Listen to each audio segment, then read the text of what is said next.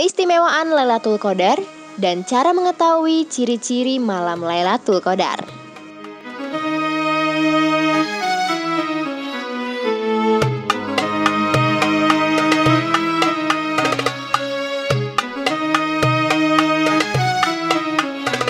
Tak terasa ya Sobat Grid, kita sudah memasuki fase terakhir Ramadan 2020.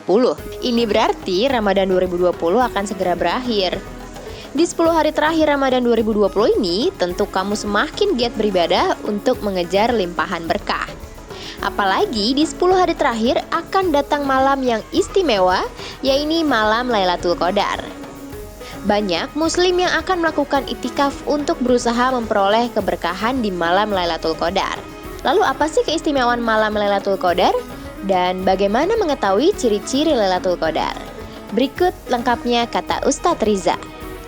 Assalamualaikum warahmatullahi wabarakatuh. Pertanyaan kedua, mereka bertanya tentang istimewanya malam Lailatul Qadar dan tanda-tanda yang terjadi. Maka dalam surat Al-Qadar Allah menjelaskan, A'udzubillahi minasyaitonirrajim, Inna anzalnahu fi Lailatul Qadar wa ma adraka ma Lailatul Qadar Lailatul Qadari khairum min alfi syahr. Mereka bertanya tentang Lailatul Qadar. Apa sesungguhnya malam Lailatul Qadar? Malam yang mulia, yang lebih mulia daripada 1000 bulan. Masya Allah. Orang yang mendapatkan Lailatul Qadar, maka orang yang beribadah di dalamnya. Makanya Rasulullah bersabda, Man qama Lailatul Qadri imanan wa ihtisaban ghufira lahu ma taqaddama min dambi. Barang siapa yang mengerjakan ibadah di malam Lailatul Qadar karena iman dan mengharap ridha Allah, maka Allah akan menghapus dosanya yang telah lalu. Rasulullah memerintahkan kita dalam sebuah hadis Bukhari nomor 2020 dan Muslim nomor 1169, taharrau Lailatul Qadar. Carilah malam Lailatul Qadar fil ashril awakhir min Ramadan, di 10 akhir Ramadan. Berarti Rasulullah memberikan satu ketentuan agar kita mencari malam ini di 10 malam hari terakhir. Namun malam ini bisa terjadi di malam-malam tertentu. Yang penting malam-malam ganjil. Bisa di malam 25, bisa di malam 27, atau di malam 29, atau di malam 23. Wallahu a'lam bishawab. Yang jelas 10 hari terakhir lebih aman. Kalau tidak bisa 10 hari terakhir, maka bisa 5 hari terakhir. Kalau tidak bisa 3 hari terakhir atau 1 hari. Karena Rasulullah bersabda paling banyak malam Lailatul Qadar turun di malam ke-27 Ramadan. Masya Allah. Mudah-mudahan hal ini bisa dijaga. Lalu Rasulullah menjelaskan dalam sebuah hadis riwayat Tawalisi dan Al-Baihaqi dalam kitab Syu'abul Iman dan disahihkan oleh Albani. Kalau Rasulullah SAW menjelaskan tanda-tanda turunnya malam Lailatul Qadar. Lailatul Qadari samhatun talaqatun.